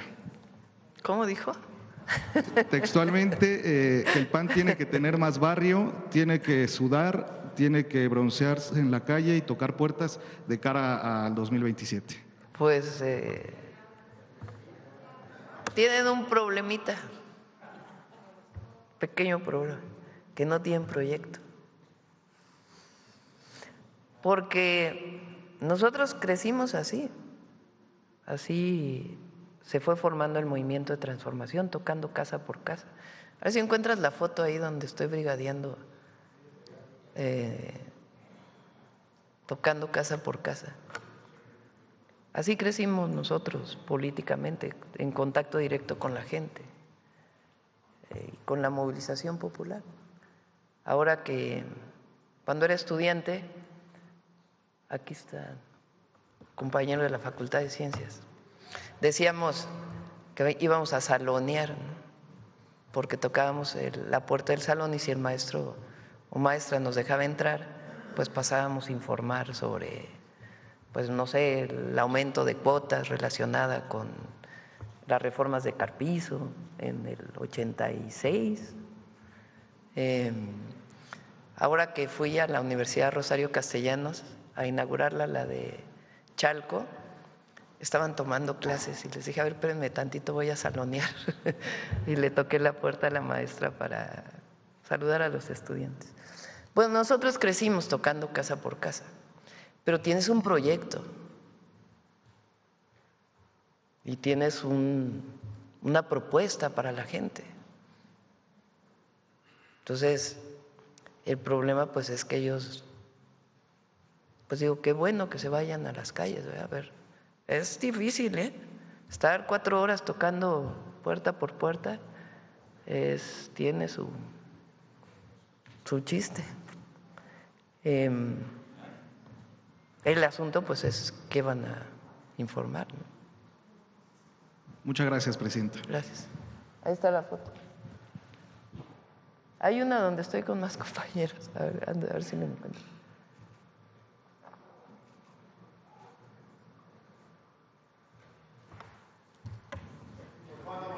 Yo creo que ya, ¿no? Cerramos.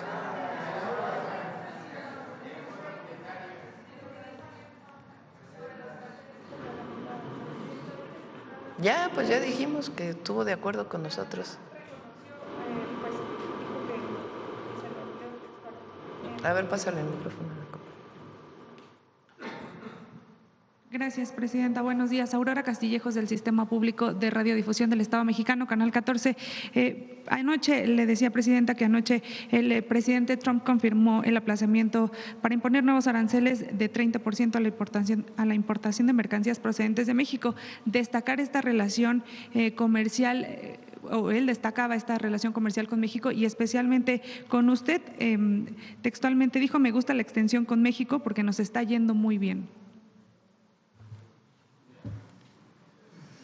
Esperemos nada más resolver ahora lo del aeropuerto.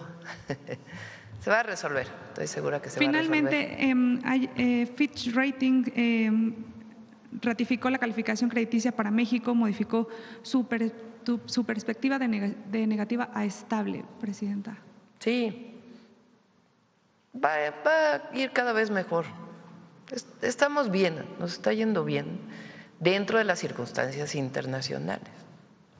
Es decir, a todos los países pues le ha afectado los aranceles y particularmente a México por la integración económica que se ha desarrollado entre México y los Estados Unidos. Y pues esta incertidumbre que se puede generar a partir de que pues este año pues ha habido distintos anuncios. Pero yo soy muy optimista. Este aumento en el empleo es muy importante.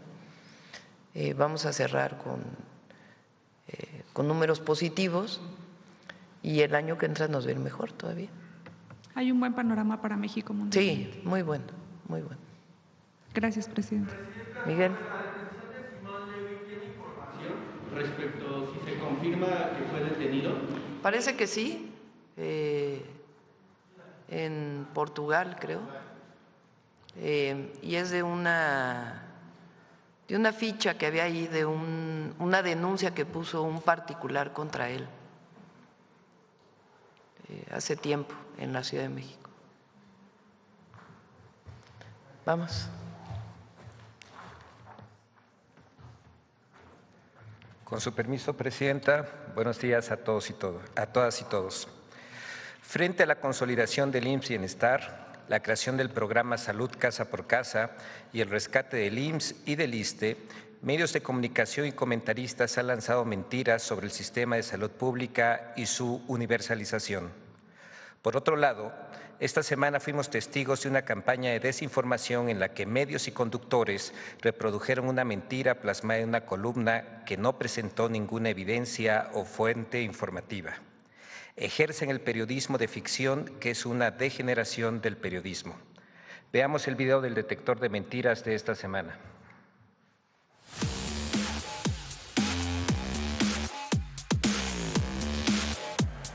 La mentira de que las credenciales del sistema de salud son para controlar la información de los ciudadanos, el falso desabasto de insumos médicos por la cancelación de un contrato y un hackeo inexistente a la SEP son algunas de las noticias falsas que el detector de mentiras localizó esta semana. 1. Morena desapareció 52,000 millones de pesos con la aprobación de la Cuenta Pública Federal 2023. Aquí en México, los morenistas y sus aliados estaban más preocupados en limpiar la escena de un delito, de un crimen, el de la desaparición de 52,000 millones de pesos. 52,000 millones de pesos, de los que nada se sabe durante el 5º año de gobierno de López Obrador. ¡Mentira! La aprobación de la Cuenta Pública 2023 en la Cámara de Diputados no anula las observaciones de la Auditoría Superior de la Federación, pues éstas siguen un proceso técnico legal independiente.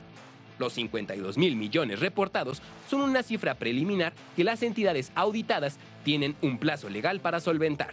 2. Mentiras sobre el sistema de salud pública. A. La credencialización del sistema de salud es para tener control total de la información de los ciudadanos. Pues esta credencialización del sistema de salud podría ser un paso más de este entramado gubernamental para tener control total de la información de los ciudadanos. ¡Mentira! El objetivo de la credencialización es universalizar los servicios de salud pública para que cualquier ciudadano reciba atención en el IMSS, ISSSTE o IMSS Bienestar. La credencial estará ligada a un expediente clínico digital compartido para agilizar la atención, evitar duplicidad de estudios y dar continuidad a los tratamientos. B. Los insumos para el programa Salud Casa por Casa están en riesgo por cancelación de contrato. La Secretaría del Bienestar canceló el contrato más grande que se tenía para el suministro de tiras reactivas de glucosa, colesterol, triglicéridos, todo lo necesario, también los oxímetros, todo lo necesario para el programa Casa por Casa. Eso pone en riesgo, desde luego, a los beneficiarios de los programas de salud que definitivamente pues no tendrán, o quienes acudan casa por casa, no tendrán los insumos. ¡Mentira! La Secretaría del Bienestar informó que el programa Salud Casa por Casa no se verá afectado por la cancelación del contrato con el proveedor Médica Teico SADCB, porque ya se cuenta con un nuevo proveedor adjudicado. Además, detalló que la operación del programa Salud Casa por Casa se encuentra garantizada y continúan de manera regular las visitas médicas domiciliarias. C. No se asignaron recursos para el IMSS Bienestar en 2025 y el dinero de los trabajadores será utilizado para evitar su colapso. ¡Mentira! El presupuesto de egresos de la Federación para el ejercicio fiscal 2025 incluyó la asignación de 165.562.605.439 pesos para el IMSS Bienestar. El acuerdo 471/2024 del IMSS no autorizó utilizar el dinero de los trabajadores para evitar el colapso del IMSS Bienestar, sino el uso de los recursos de los excedentes del ejercicio fiscal 2024 y el reembolso de estos. D. La unidad de salud Aguacaliente del IMSS Bienestar en Guerrero está cerrada. Es lo que me encontré. La unidad de salud del IMSS Bienestar Aguacaliente, aquí en Acapulco de Juárez. Yo le quiero preguntar a Zoé Robledo, ¿Esto hace cuánto no lo abres? ¡Mentira! El IMSS Bienestar informó que la Unidad de Salud Aguacaliente en Acapulco de Juárez, Guerrero, opera con normalidad en un horario de lunes a viernes y adelantó que a partir de la semana del 20 al 26 de octubre se incorporó nuevo personal médico para que en los próximos días el servicio se extienda de lunes a domingo. 3. Omar García Harfuch fue víctima de un atentado en septiembre de 2025. Publicaba hoy Raimundo Rivapalacio que hubo un segundo atentado contra Omar. Desde junio del 2020, Omar García Harfuch no había estado en un riesgo tan alto como en víspera del grito del 15 de septiembre pasado, cuando un nuevo intento de atentado contra el secretario se frustró porque el ataque a una casa en Polanco coincide con la ausencia de Harfuch. ¡Mentira! El secretario de Seguridad y Protección Ciudadana del Gobierno de México, Omar García Harfuch, desmintió en una conferencia de prensa en la Cámara de Diputados el 27 de octubre que haya sido víctima de un atentado. No he recibido atentados, lo que hay demasiadas alertas que son desechadas, descartadas e investigadas de manera permanente. 4. La SEP sufrió un hackeo y filtración de datos en Campeche y Puebla. ¡Mentira! La Secretaría de Educación Pública desmintió el 26 de octubre que se haya registrado alguna vulneración a sus sistemas informáticos o bases de datos de los estados de Campeche y Puebla. Informó que no se ha detectado vulneración alguna en los sistemas administrados por la SEP ni en las plataformas utilizadas para el registro, control o gestión de información académica o de becas educativas.